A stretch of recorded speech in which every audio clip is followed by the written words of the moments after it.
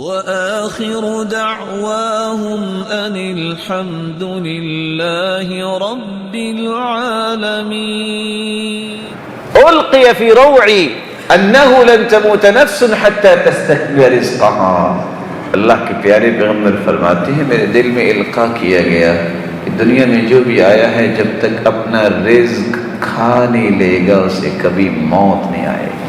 اور حدیث صحیح الجامع کہ اللہ کے رسول فرماتے ہیں موت اتنی جلدی انسان کی طرف نہیں دوڑتی جتنا رزق بندے کی طرف دوڑتا ہے.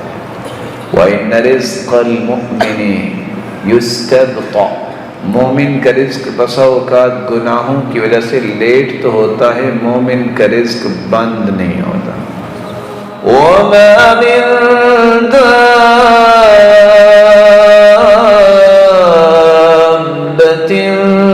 فِي الْأَرْضِ إِلَّا عَلَى اللَّهِ رِزْقُهَا وَيَعْلَمُ مُسْتَقَرَّهَا وَمُسْتَوْدَعَهَا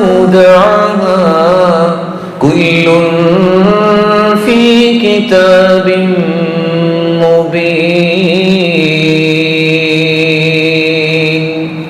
زمین پہ جو بھی کائنات چلنے والی ہیں اللہ تعالیٰ نے اس کی روزی کا ذمہ اٹھا لیا ہے. رزق کس نے دینا ہے؟ اللہ نے دینا. ایک میں جملہ آپ کے سامنے پیش کرنے لگا ہوں، ذرا غور کیجئے گا. دنیا جہان کی احتیاط کر لیں آپ کی موت لیٹ نہیں ہوگی.